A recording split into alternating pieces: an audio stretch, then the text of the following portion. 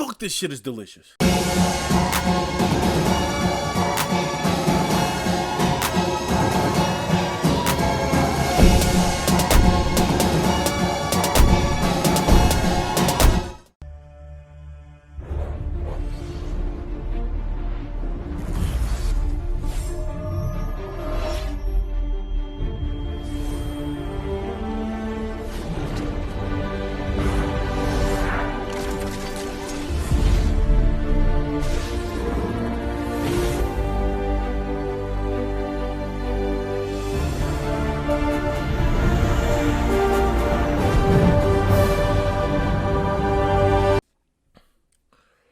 Okay, guys. So here's the deal, right? New year. That means a lot of new content coming out, right? Now, this video isn't for gaming particularly. I want to actually talk about Marvel versus DC. For many people who know, Marvel started this decade off with a bang. I'm talking between 2010 to 2020.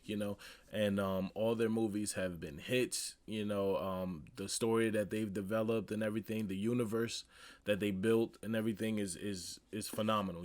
And that's one area that Marvel has definitely taken over, and that has been the movie scene.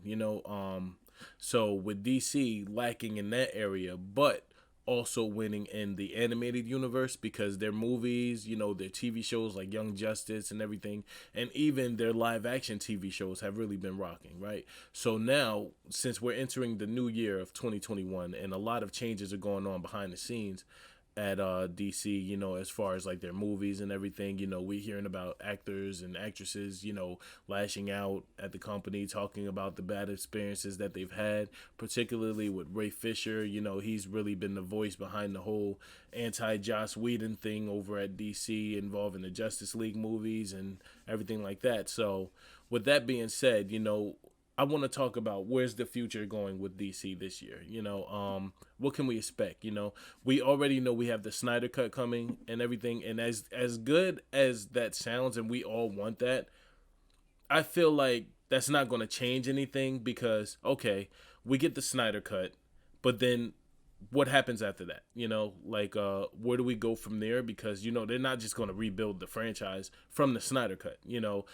These actors and actresses have already stated that, they're done, basically. Wonder Woman 1984 just came out, and, I've personally seen it myself.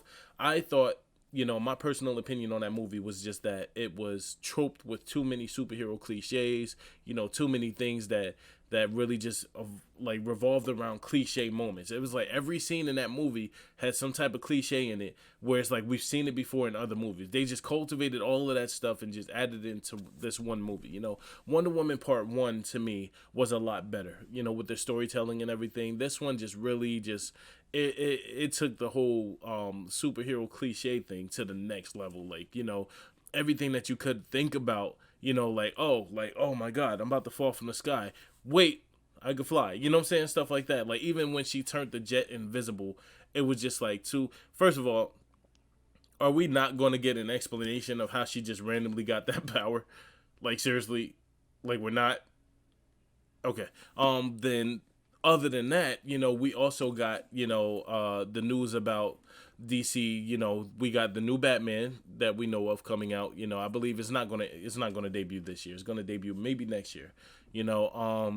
And everything, and people are excited about that. I am too, because I previously stated that when I first saw that trailer, I was like, yes, this is the Batman that we needed, because it was everything in one package. He had the Bruce Wayne, he had the Batman, he had that swagger, that Christian Bale swagger, the stuff that we wanted and that we've been waiting for. Ben Affleck's Batman was kind of over the top, a little violent, but we understood it. Coming to the Justice League movie, we understood where the nature of his character was going, versus the Batman v Superman, where we just saw this guy who was just I got to take this guy down immediately, and we get it. But like I said, with the state of the DC movies as it is now, it's kind of like, what do we as the fans expect? What can we expect, I should say?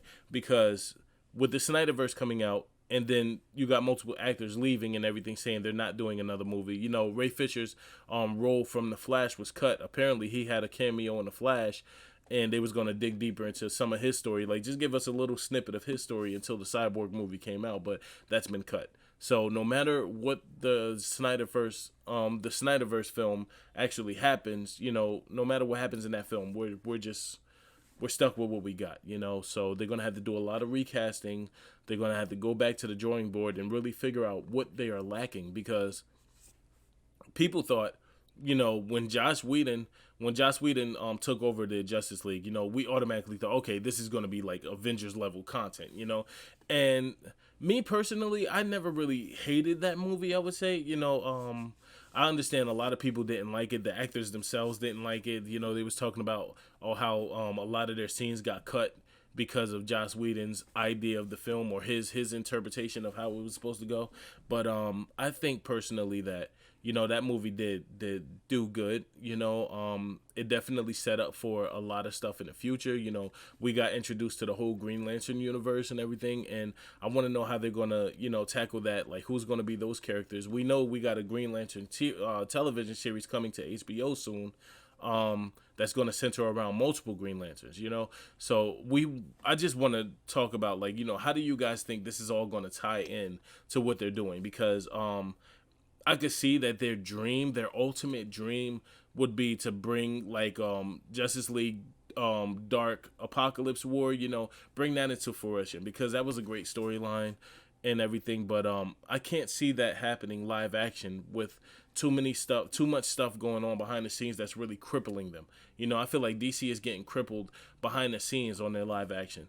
But aside from that, you know, let's also talk about video games too, because, you know, we have you know, DC started out running this I want to say this decade with video games because of the Batman Arkham series, right? The Arkham series is, like, without a doubt the best DC, or basically Batman stories that we've ever gotten, you know, as far as video game wise. And now they're continuing it with both Suicide Kills Justice League, and then also you know, what is it called, Arkham Knights, you know. So I thought that was pretty dope. And I just can't wait to see what happens with that, because right now, you know, Marvel has Spider-Man, of course, which is their, like, lead Marvel game right now, you know, unless they come out with something new. You know, I kind of want a Marvel fighting game, like standalone fighting game outside of Marvel versus Capcom and everything like that, because then I feel like they could really dive deep into these characters and give themselves, like, a story mode, sort of like how DC is doing with Injustice. You know, Injustice actually made Aquaman popular. You know, people forget about that. Aquaman was also always just like this one hero that we look down upon. You know, I mean, I loved him in Justice League animated series. You know, when he came from the story arc of Enemy Below, he was a really dope character. I love the fact that they gave him the hook hand and everything. That was a great design, a great story, and I feel like he got a lot more popular though when people got their hands on him in Injustice, and, you know, and got to feel this character as a, like, got to feel this hero as a character, and, like, you know, just dive into his story a bit. You know, how he leads. He's a just leader.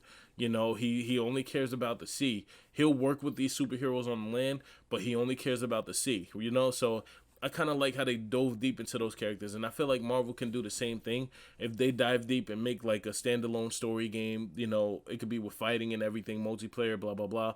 Not Avengers. You know, Avengers came too soon. I feel like the developers wasn't ready, you know, especially with that particular development company, Square Enix. I don't think they knew exactly what they were going in for, because that game could have been amazing if it was in the right hands. Like, if they would have gave it to a company that like you know, that made fucking Spider-Man, that could have been dope. You know, we could have seen different. It could have been a longer storytelling game, because due to the fact that if it would have came from the developers of Spider-Man, they would have known how to take the story and dive deep into each character individually, as well as working them as a team. And I feel like since that didn't happen with Square Enix or whatever, I feel like that's where the game lacked, and, you know, that's why they're losing so much money and blah blah blah. But I feel like DC now has this chance to take video game scene back. Not necessarily saying that they lost it. It's just that we've been lacking content since I think the last Injustice game. We didn't really get anything, and it's been a while since the last Arkham Knight came out. We were teased about the Arkham world and everything, like everything they had for that story with the whole Joker thing, the Joker video where they showed he was holding the folder. And so I want to see exactly what 2021 has to, like really dive deep into these characters, because I really want DC to win, not necessarily wanting Marvel to lose, but Marvel has done so much over this past decade with their fans and everything. They've given us so much and more. They got a fantastic lineup for, 2021 as well. Right here actually on Disney Plus. And it's definitely going to be a lot that, we can all just dive into and really just binge, because that's what we want, And aside from Marvel, now you got to count Marvel as Disney as well, because Disney themselves have just been putting out phenomenal content. And I'm not saying that, DC hasn't. They found their home over at HBO Max and everything, and I like the Titan show, Young Justice, everything that they've been giving us has been great, but right now their content is lacking compared to the content that we get from Marvel has slated their entire movie roster that's coming from now all the way up until I think 2024, and they got a lot of movies. Disney did the same thing. Star Wars did the same thing, and now it's DC's turn. We got a lot of movie announcements and everything, but nothing for the immediate now. I just want to know what they're going to do, how they're going to take this to the next level. I'm definitely hoping and wishing, that Cyborg can get his movie, Flash could get their movie and everything, and hopefully continue and just maybe just tweak some stuff. Hopefully they could keep the same actors for everything, because Henry Cavill's Superman is not that bad. Honestly, this is one of those situations like Game of Thrones where you can't really blame the actors, just the writing. So maybe if they really sit down and go back into that writer's room and actually figure something out, I think for the majority of us as a fan base, I think we'll be satisfied.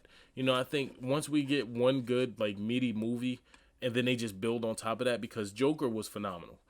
Joker was phenomenal, and that was just a standalone movie. There's no continuity with that movie in the rest of the universe, So I think right now what they should do is just build on that. Keep doing that. Keep giving us these stories of these heroes individually, and then bring them together as a team.